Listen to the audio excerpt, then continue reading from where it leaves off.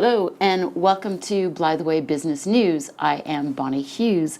Our guest today is Botswana Diamonds, but they are not only in Botswana, they are also in South Africa and Zimbabwe, and they are potentially getting ready to start mining diamonds in the second half of this year.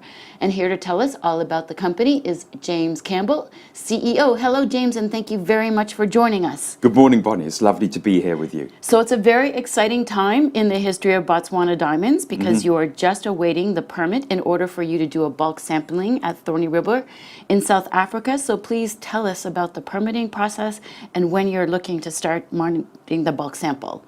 I'd love to, Bonnie. Thorny River project is about 3 hours north of Johannesburg.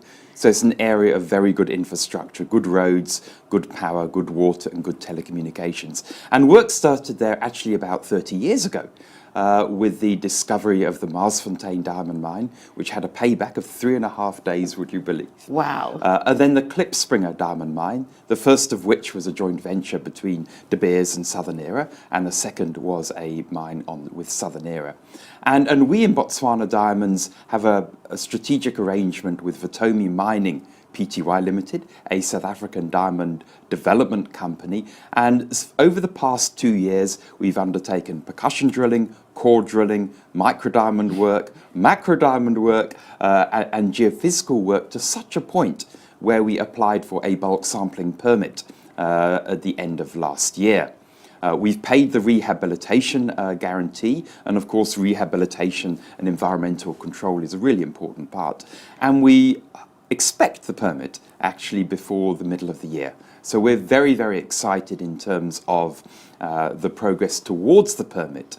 And actually just what we've completed now is we've just completed what we call an intensification drilling program, which has allowed us to do a lot more detailed work along the kimberlite pipe and fissure system to undertake the detailed planning for the bulk sampling. And when you do this bulk sample, what do you expect or hope that you may generate potentially in revenue from it? Well, we plan to actually process up to 20,000 tons of kimberlite a month, and the deposit level grade is between 30 and 50 carats per 100 tons. And because the area has not been mined for some time, the diamond values are probably somewhere between $150 and $200 a carat. It was last mined about 10 years ago, but the diamond market has bifurcated, and therein one of the reasons actually why we're doing the bulk sampling is not only to generate very important revenue for Botswana Diamonds, but to also give a significant parcel of diamonds to help us move towards a maiden indicated resource. Wow, and will the maiden indicated resource come out this year as well? That is our intention, Bonnie. Absolutely, yes. Oh, well, the market will be looking forward to that. And then you have your project in Moabi, where you own 15% of BCL, which has been in administration, which has been a while of a process, but things seem to be moving forward. How are things going with that? Yes, Bonnie, it has actually taken a while. We had extraordinary microdiamond results just over 2.5 years ago.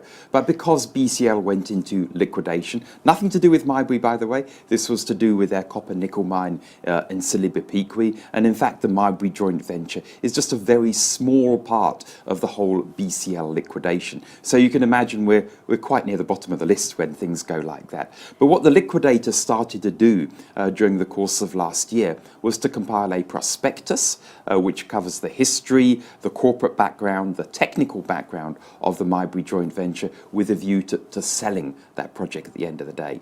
That prospectus has been shared, we've discussed the results of it, and we hope that the final prospectus will be issued in the not too distant future.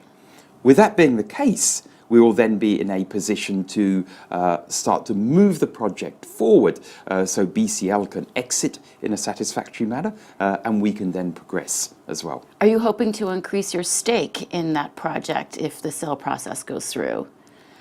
It's all about price, Bonnie, as it actually always is as well. We are fascinated with the project because it did have extraordinary microdiamond counts. It is in the most prospective area in Botswana, which is the Central Kalahari. So yes, let's see what actually happens. At the moment, though, we do have a free carry all the way through to feasibility study. And therein my slight laugh about whether we will actually increase our stake or not, because we do have a very good deal. Oh, yes. No risk, really. You just sit back and let it happen, which is perfect. And then you have a joint venture with Vast Resources in Zimbabwe. And how are things progressing with that project? No, they are going well, Bonnie. Zimbabwe is not an easy country to operate in at the moment. However, we do believe, as we do for all of Southern Africa, that Zimbabwe is highly prospective and very little modern-day diamond exploration has taken place in that country. Therein our interest in Zimbabwe, and we're delighted to be partnered with Vast Resources because they have been in the country for many years, and in particular they were the original discoverers through their predecessor company, African Consolidated Resources, of the Morangi diamond field. So I've been up to Morangi. I've been with my colleagues actually from Vast in Johannesburg last week, where we've delineated our program of work, where we've already completed the desktop study. We've announced the results of that. We've now got boots on the ground. Absolutely important. We're starting the geological mapping process. This will then be followed by drilling and bulk sampling, and that bulk sampling could be very similar to the Thorny River environment, where we're looking at actually quite significant tonnages, so we can actually not only arrive at very confident estimates and indicated resource as such, but also generate revenue. Well, two potential resources are better than one, as they say. Absolutely, absolutely. Now, jumping back to Botswana, because I jumped to Zimbabwe, you just acquired 100% of Sunland Resources, and now you potentially have a prospective buyer for that project, for 50% of that project. Absolutely, Bonnie. Sunland Minerals has a number of prospects in the Central Kalahari, which I mentioned earlier is probably one of the most prospective areas in Botswana, if not one of the most prospective areas in Southern Africa. Alrosa, as we mentioned in one of our press releases, exited for other reasons, not related to the joint venture or Botswana itself. And yes, we're in advanced discussions with another major producer who shares our vision. The Botswana and the Kalahari is one of the most prospective diamond areas in the world. Well, it's always good to have a more powerful company on board to help you through these difficult times in the market these days for raising capital and everything else going on. And now, can you give us some idea about what's happening in the diamond market as a whole? Yes, Bonnie, it's actually quite an interesting subject at the moment, and there's a lot of news on it. My view on this is the diamond market is bifurcating. At the bottom end of the market, the smaller, lesser quality goods are dropping in price significantly, chiefly because of the result of the emergence of synthetic gems from the Lightbox initiative and elsewhere. But meanwhile, at the top end of the market, with the larger type 2 stones and the coloured stones in particular, the market is actually growing. Now, how does that impact on a company such as Botswana Diamonds? It is very difficult to say, no, I am just going to prospect for large coloured stones. No, that would be superficial to make that statement. Although if I make two comments in terms of two of the projects which we have, the Thorny River project is known for its coloured stones, which is very good. So we hope that the market in that particular goods has not changed significantly from when it was actually last mined.